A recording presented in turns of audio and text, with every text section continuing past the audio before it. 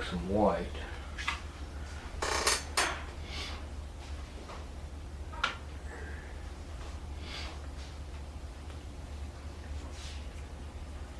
And white is always a tricky color to work with because of the fact that if you're trying to put the white color down directly on the surface, especially if you're using paper or either a canvas panel or canvas itself. I've never actually tried using oil pastels on stretched canvas. I've done oil pastels on unstretched canvas pad, which is basically like sheet form, and it's unstretched.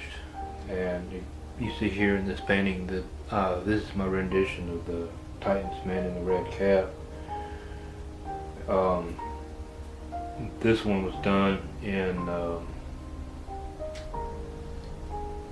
on canvas pad, as well as I did one of Monet's Mediterranean series of paintings on canvas pad as well. But it's always difficult to go in. I'm gonna go ahead and block in someone is, oops, got too close to that area there. I'm not gonna worry about that because I can just use that as my blending. In the original painting, you can see there's a little bit of a crease there in the material.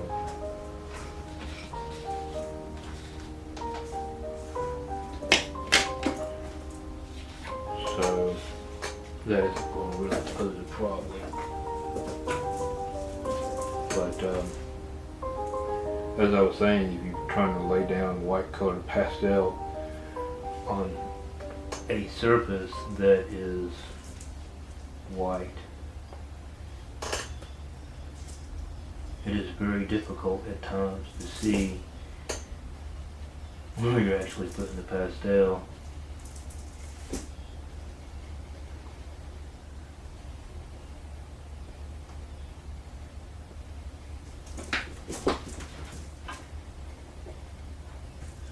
And what's actually pastel and what's actually canvas.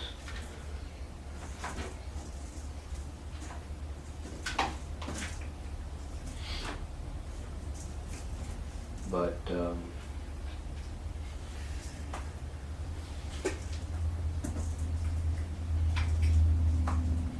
one thing that you can do is if you hold your painting up at a slight angle to the lighting, you can see where you've gone in and you can see areas where it didn't get covered fully. But I'm going to go ahead and do the scarf as well.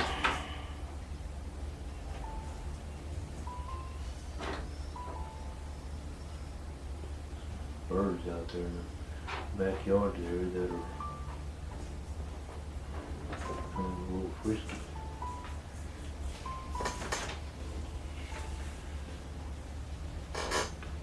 Okay, let's see.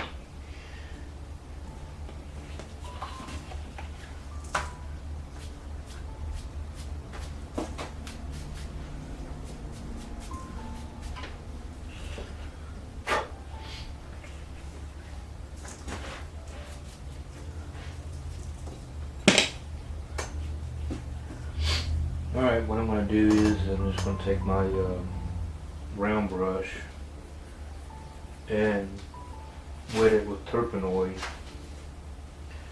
and then just kind of go over it. And I'm not sure if you can see this in the video or not. Let me zoom in on it and see. If you go over it with a wet brush, you're able to kind of see the color a little better.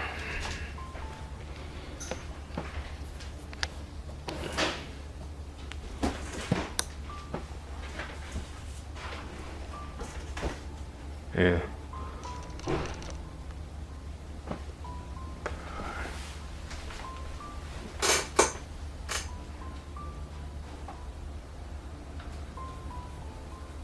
A little bit of sepia somewhere. come from, but it isn't really going to matter because you want a little bit of sepia coloring in it anyway to kind of separate the white from the actual white of the paper. And in the original painting, you can see there's some little bit of cast shadow, or I'm not sure if that's supposed to be cast shadow or if that's supposed to be what the actual piece is, but just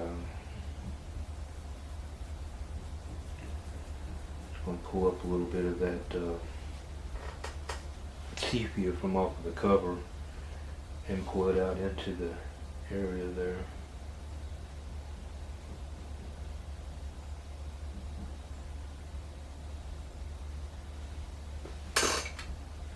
Really wasn't really white there, so I'm going to go ahead and scrape that off.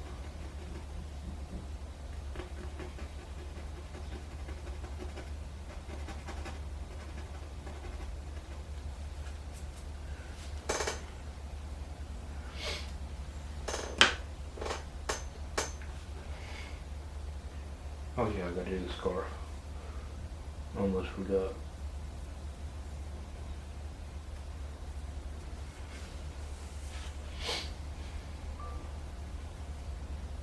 Alright, I've got some kind of sepia in my brush or something.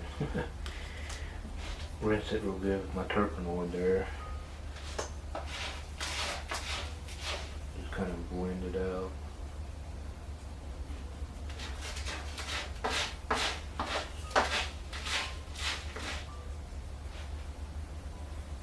As in the infamous words of Bob Ross, these are just happy mistakes.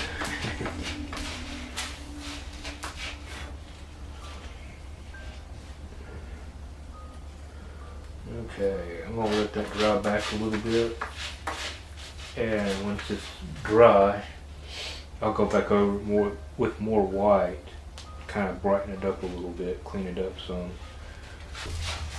I may go back over with some more sepia, and or just go in and put down some a little bit of black in the edges, kind of give it a little bit of differentiation, if that's a word.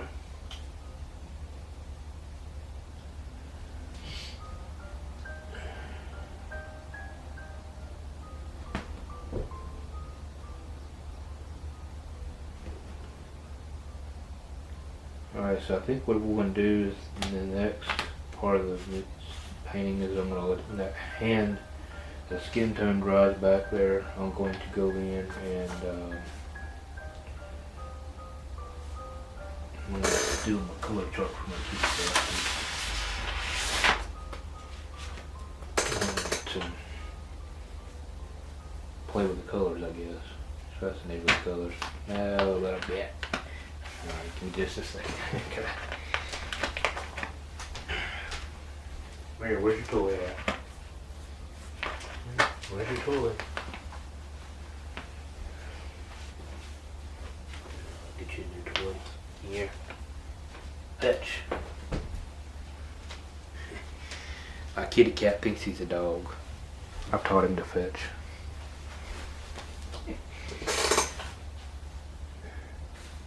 Alright, so anyways, as I was saying, we're going to go back and let this dry some.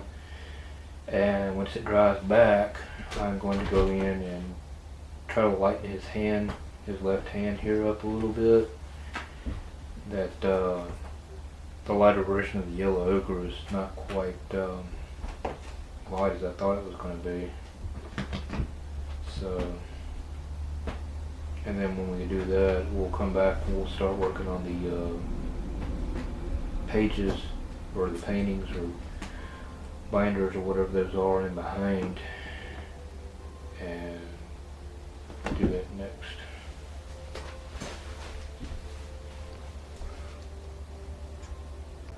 Alright, moving on here, we're going to continue on our painting a little, and let's see whatever done last. Yeah, I think the last part I worked on was the area in the portfolio there. Doesn't look like I cut enough on the edge.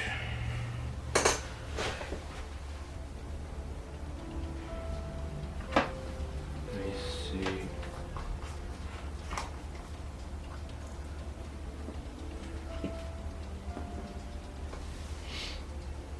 Alright, the terpenoid in my jar is kind of white in color because that's the color I used last. I will go in and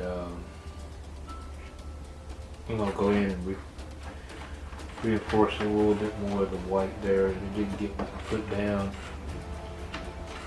You can see where it doesn't get put down fully. When you let it dry back, it'll kind of show through a little. Oh, I don't have my pastels out. Jeez. How can I work on my wool pastel painting if I don't have any wool pastels? Okay. I'm gonna move my time over here somewhere.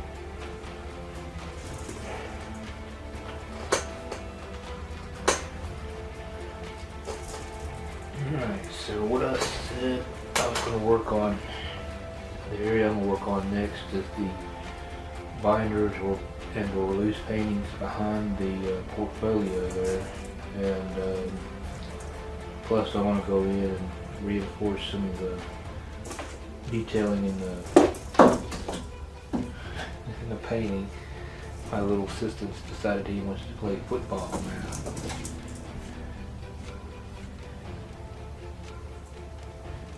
So anyway, I'm going to go in and reinforce that,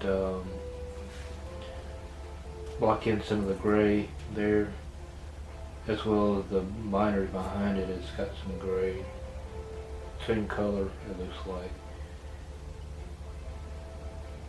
And then I'm going to go in and put down some more sepia there, and I kind of picked the color up a little bit. But before I do that, I'm going to go in with the white and put out the page that's sticking out from behind the cover. And I think I'm going to go with the cold gray.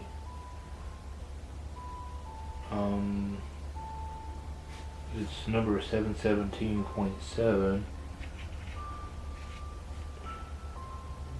718.5. I don't think I've used that yet. Yeah, this is it. If you're following along and working with wool, the Van Gogh wool pastels, as I am, I'm mentioning the colors, and like I mentioned before, I'll put in the color chart list of the colors that I'm using in a link down below, and as well as if you find the full version of the video series, you'll have a color list and as well as the reference photos and